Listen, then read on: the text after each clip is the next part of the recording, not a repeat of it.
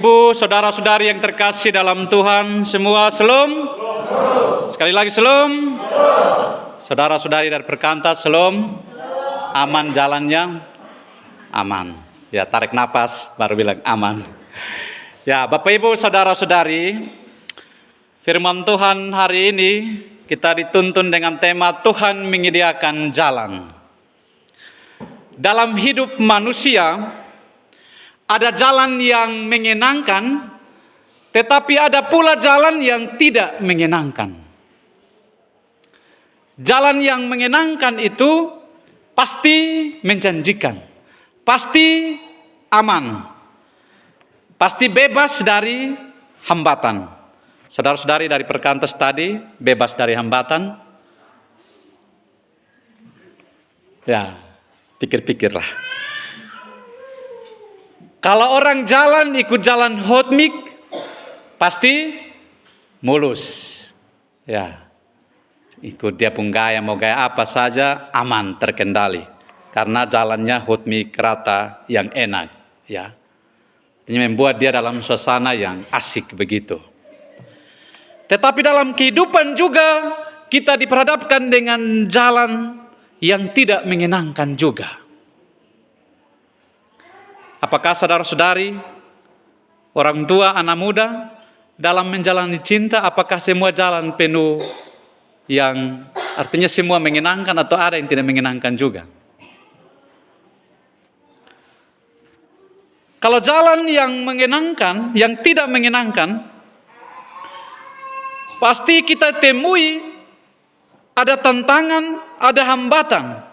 Kalau misalnya di jalan, kita naik gunung, kita turun gunung, ada kerikil, ada jalan yang licin, ada gunung, ada lembah, jalan berbatu-batu, yang membuat kita terkadang kurang enak.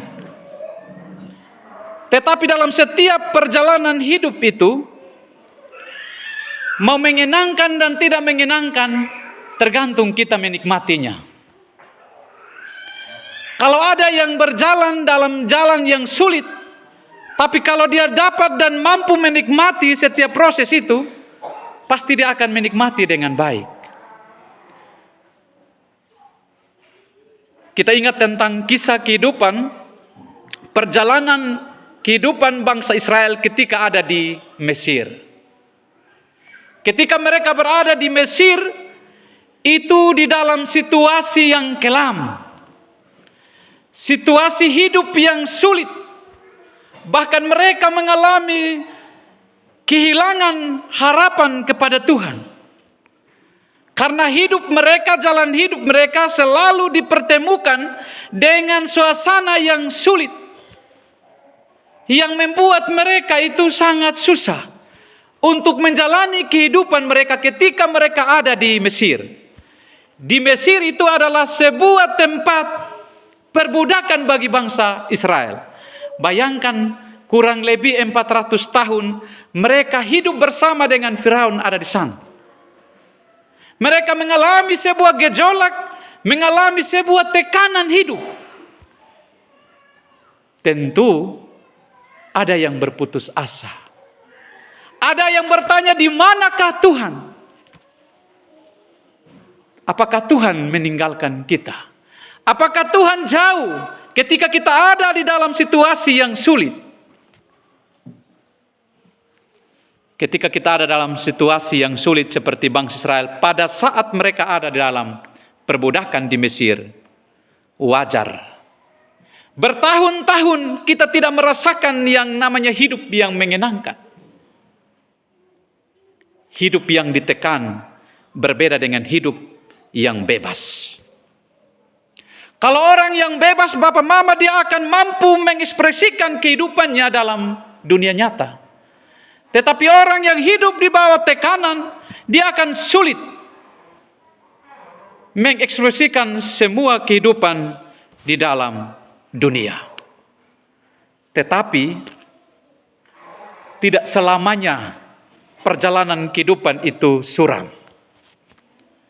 Ada saatnya di mana Allah merubah kesuraman itu menjadi jalan terang, menjadi jalan yang penuh harapan. Terkadang bagi kita manusia tidak mungkin kita mampu melewati setiap badai kehidupan. Tetapi kalau kita bersama dengan Tuhan, pasti kita mampu menghadapi badai kesulitan itu. Tuhan juga tidak menginginkan bangsa Israel ada di dalam sebuah penindasan. Sehingga Tuhan melalui hambanya Musa untuk mengeluarkan bangsa Israel keluar dari Mesir. Lalu kemudian kita berpikir aman, keluar dari Mesir apakah menjanjikan? Ternyata ketika keluar dari Mesir, mereka juga mengalami situasi yang sulit. Firaun dengan pasukannya tidak menginginkan bangsa Israel keluar dari Mesir. Sehingga apa yang terjadi? Ketika mereka keluar, bergegas cepat keluar dari Mesir, justru Firaun bersama dengan pasukannya mengikuti. Tantangan demi tantangan semakin bertubi-tubi. Mau maju salah, mundur juga salah. Tetapi dalam teks kita hari ini, ayat 15 sampai dengan 18,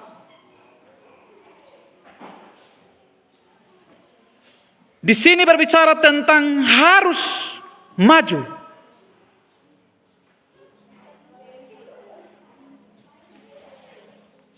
Tuhan bertanya kepada Musa, "Mengapa engkau berseru-seru demikian kepadaku?" Saya mau bertanya kepada Bapak Ibu saudara-saudari, ketika ada gempa bumi, apakah Bapak Mama masih duduk dan berdoa? Bapak Mama masih mau bertahan dalam ruangan untuk berdoa atau kau langsung lari? Jadi orang yang lari itu berhikmat, atau orang yang tetap di kamar yang berdoa itu dia yang berhikmat? Yang berdoa, betul? Tidak Bapak Mama. Dalam situasi yang sulit, misalnya gempa bumi, orang kalau masih duduk dalam kamar dan dia berdoa, itu orang tidak berhikmat. Sekarang Bapak Mama, mereka ada di dalam situasi yang terjepit. Mau maju salah karena harus menyeberang Laut Teberau. Kalau mau mundur, Firaun dan pasukannya ada di belakang. Tuhan berbicara kepada Musa, "Kenapa berseru-seru kepadaku? Kasih tahu itu umat Israel. Bergerak sudah, jalan." Jadi Bapak Ibu, dalam situasi yang sulit, bukan duduk kok, berdoa panjang-panjang lagi ke doa syafaat. Ini musuh kalau sudah datang taruh parang di kita leher mau berdoa lagi. Lari itu yang ngomong. Jadi kalau hanya berdoa tetapi tidak bertindak, itu artinya bahwa iman tanpa perbuatan pada hakikatnya mati. Berdoa tapi harus bertindak. Jadi dalam situasi seperti itu, tidak selamanya Bapak Mama berdoa harus tutup mata. Tidak selamanya.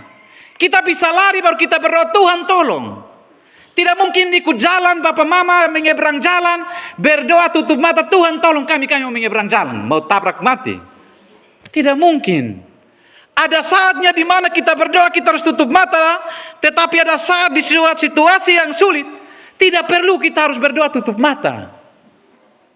Kita harus bertindak cepat untuk keluar dari itu situasi yang sulit.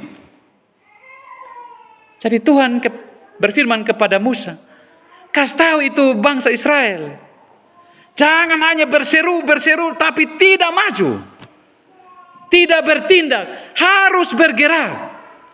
Ini membutuhkan sebuah action di dalam situasi yang bahaya, di dalam situasi yang sulit. Bapak, Ibu, saudara-saudari yang terkasih, tetapi ada perintah Tuhan kepada Musa. Angkatlah tongkatmu. Artinya bahwa tongkat Musa itu sebagai alat, sebagai sarana yang Tuhan pakai untuk menyelamatkan bangsa Israel keluar dari kesulitan hidup. Artinya bahwa Tuhan memakai tongkat yang ada pada Musa. Ketika mendengar perkataan demikian, apa yang dilakukan oleh Musa ketika mendengar perintah Tuhan? Musa dia taat mendengar perintah Tuhan dan dia melakukan sesuai dengan apa yang dikatakan kepadanya. Tuhan bilang, angkat. Dia angkat. Angkatlah tongkatmu dan ulurkanlah tanganmu ke atas laut dan belahlah airnya. Sehingga orang Israel akan berjalan dari tengah-tengah laut di tempat kering. Ada apa dengan tongkat itu? Kok hanya semacam kayu biasa? Tapi kok dia bisa membuat dan bisa memisahkan air laut sehingga bangsa Israel bisa berjalan. Kuasa Tuhan itu bekerja melalui alat seperti tongkat Musa yang sederhana, yang tidak terlalu cemerlang, tetapi punya kelebihan, punya kuasa yang luar biasa karena Tuhan memberkati. Jadi Bapak, Ibu, saudara-saudari yang terkasih dalam Tuhan, di balik dari semua itu dalam teks kita, kalau kita perhatikan ayat 15 sampai 18, Tuhan juga mau mengatakan kemuliaannya, kuasanya kepada orang Mesir.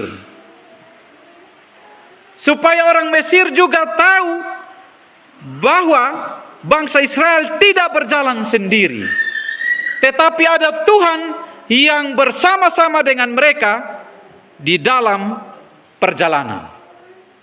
Jadi artinya bahwa Tuhan tidak meninggalkan bangsa Israel.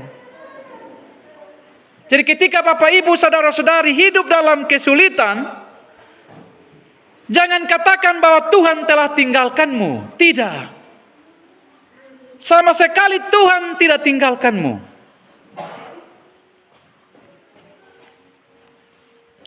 Memang bangsa Israel sempat bersungut-sungut. Kenapa harus bawa kami ke sini? Di Mesir juga bisa. Kami bisa kubur di sana. Kenapa harus bawa keluar dari Mesir menuju ke tanah Kanaan? Pertanyaan itu memang sebagai manusia itu wajar.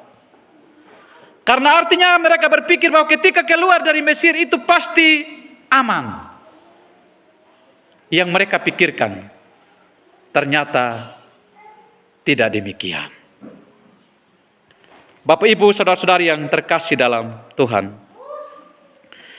ayat 15 sampai 18 mengajarkan kepada kita bahwa selain doa, umat Tuhan mesti ambil tindakan nyata.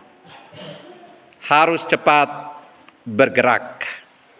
Jangan menunggu kapan lagi. Ketika ada dalam situasi yang sulit, jangan cepat menyerah. Jangan. Masih ada jalan yang Tuhan siapkan bagi kita. Ada resiko, Bapak, Ibu. Bangsa Israel tentu pasti takut. Lihat gelombang yang bergelora. Tidak mungkin mereka mau menyeberang. Di sini membutuhkan sebuah keberanian.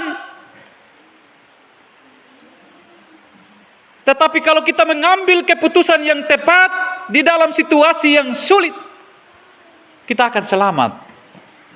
Kita akan senang, kita akan bahagia.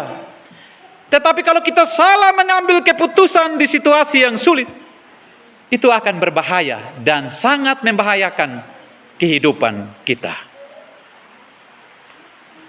Ayat 19 sampai 20 dalam pembacaan kita saat ini.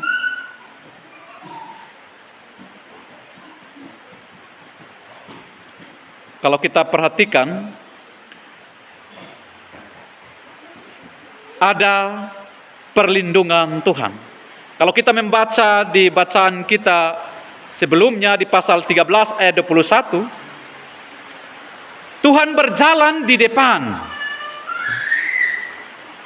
Tuhan berjalan di depan artinya bahwa Tuhan sebagai pemimpin umat bangsa Israel. Ketika mereka dikejar oleh Firaun. Tetapi dalam teks ini bukan Tuhan ada di depan lagi, tetapi berpindah.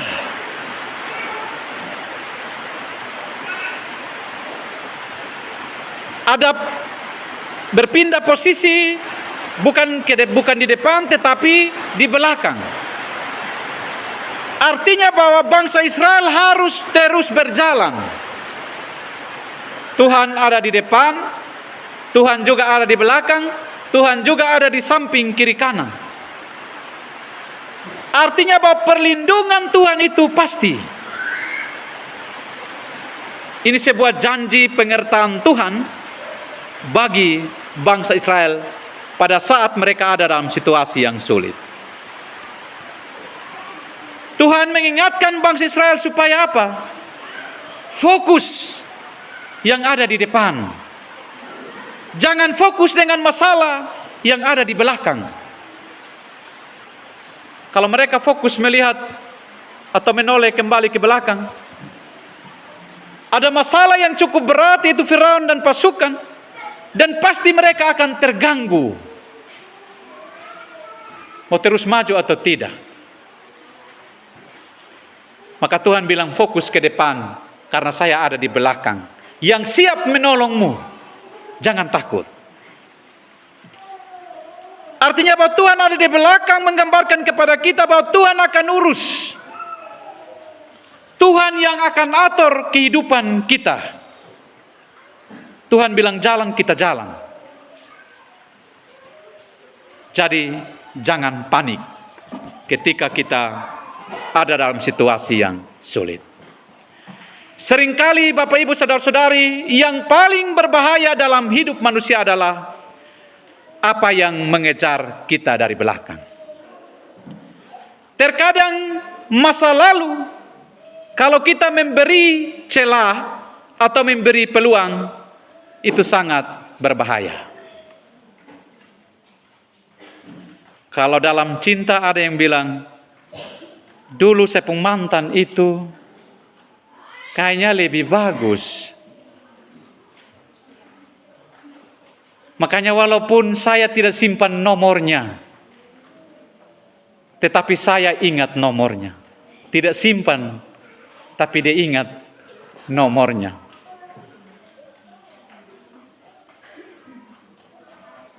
Kita ingat kembali ke belakang, Bapak Mama ada yang baik. Tetapi terkadang kita terjebak dan jatuh. Di sini Bapak Ibu, ada yang hapus mantan-mantan punya nomor tetapi ingat nomornya. Ada. Itu juga bahaya. Kalau kita ingat Bapak Mama, kita akan terjebak. Kita akan terpesona dan jatuh. Tuhan tidak menginginkan bangsa Israel untuk menoleh kembali ke belakang. Bisa saja membawa mereka dalam sebuah kehidupan kehancuran. Tuhan bilang fokus, pandanglah ke depan. Pasti kamu akan berhasil. Makanya kalau orang fokus lihat ke belakang, ke masa lalu, terkadang dia hanya mengeluh dalam hidup. Dia tidak mau fokus ke depan untuk bagaimana menata hidup lebih baik. Untuk itu Bapak Mama, Allah memberi batas masa lalu. Masa lalu itu penuh dengan kenangan. Ada kenangan yang menyenangkan, tetapi ada kenangan pula yang menyakitkan. Maka kenangan yang menyakitkan seperti bangsa Israel mengalami pada saat di Mesir, jangan ingat itu. Ketika mereka dalam perjalanan, kalau mereka ingat terus, maka itu akan melemahkan mereka dan tidak membuat mereka untuk mampu berjalan. Jadi kalau ada hal-hal yang membuat kita melemahkan perjuangan kita, jangan mengingatnya. Tetapi ingatlah sebuah hal yang mengukir, yang memotivasi kita untuk terus berjalan. Bangsa Israel mengalami masa lalu dalam perbudakan. Tetapi Tuhan merindukan mereka supaya menatap masa depan. Ada pembebasan di depan. Ada keselamatan yang Tuhan sediakan bagi mereka. Ayat 21 sampai dengan 22 dalam bacaan, kita menemukan sebuah mujizat penyertaan Tuhan. Bapak Ibu, menurut Bapak Ibu saudara-saudari, angin kencang itu baik atau tidak baik? Ya, tergantung Bapak Ibu.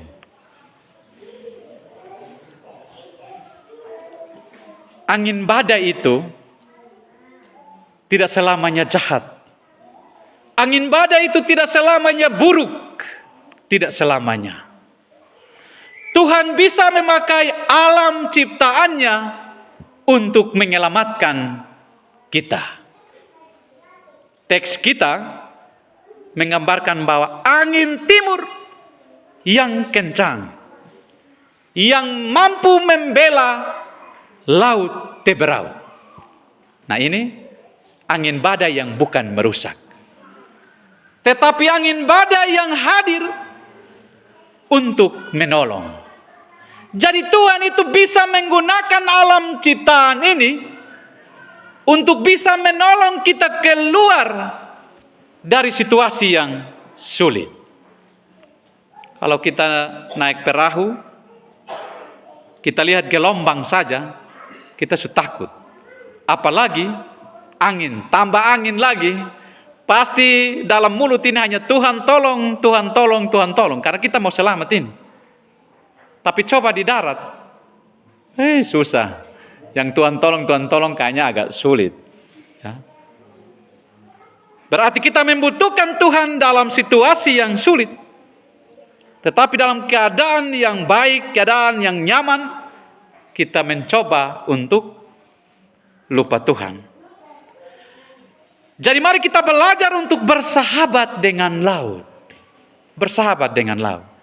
Saya baru saya kasih status, mari kita bersahabat dengan laut. Karena saya sempat di Taman Labang, angin, gelombang ini, mulut kumbang itu, kalau melewat situ juga Bapak Mama, jantung juga harus kuat.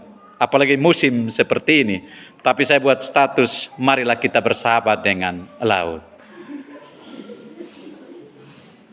Karena memang enak. Tergantung Bapak Mama, cara pandang kita terhadap situasi. Kalau kita langsung menaruh pikiran negatif, gelombang itu tidak baik. Pasti kita takut untuk naik perahu. Tapi kalau kita memandangnya secara positif, bahwa gelombang ini juga Tuhan pakai, ini juga membutuhkan sebuah iman. Jadi Bapak Ibu saudara-saudari dalam Tuhan, kita belajar firman Tuhan hari ini, bahwa Allah bekerja melalui angin timur. Allah bekerja melalui badai. Tuhan yang suruh. Belah itu laut. Hanya menjadi kering, bangsa Israel berjalan. Tantangan hadir, menghiasi kehidupan saudara, saudari dan saya. Bukan untuk kita terus ada dalam badai itu, tetapi akan membentuk kehidupan kita menjadi pribadi yang kuat, menjadi pribadi yang hebat. Untuk itu Bapak Mama jangan takut menjalani kehidupan ini. Dan kita melihat di ayat 23 sampai 29 ini, Firaun dan pasukannya kalah. Mereka tidak menang dalam peperangan. Justru kereta mereka itu miring, terbalik, dan mereka semua binasa. Dan di dalam situasi itu juga Firaun sadar bahwa kuasa Tuhan lebih dari kuasa-kuasa yang lain. Dan di ayat 30 sampai 31 dalam teks kita, bangsa Israel mengalami sebuah pertumbuhan iman. Jadi pertumbuhan iman itu bukan datang dari hal-hal yang baik-baik saja, tetapi di dalam situasi yang tidak enak, di dalam situasi yang terjepit, akan membuat kita iman akan bertumbuh. Untuk itu pesan firman Tuhan bagi kita ada dua. Yang pertama, kuasa Tuhan sanggup mengubah krisis atau masalah menjadi berkat. Keadaan terjepit menjadi mujizat. Jalan buntu menemukan jalan keluar. Untuk itu jangan berputus asa. Bersama Tuhan pasti ada jalan. Jalan yang satu tertutup, pasti ada jalan yang lain terbuka. Ada pintu yang lain tertutup, tetapi ada pintu berkat yang lain Tuhan bukakan bagimu. Kuncinya tetap pegang erat bersama dengan Tuhan. Yang kedua, yang terakhir bagi kita, jangan diam di tempat, tetapi teruslah bergerak maju untuk bertumbuh di dalam iman, bertambah dalam kasih dan berdampak bagi dunia. Bapak Ibu, pilihan ada pada kita. Jika kita memilih untuk diam di tempat, maka kita akan kehilangan kesempatan untuk melayani Tuhan di dalam hidup. Tuhan memberkati firman-Nya. Amin.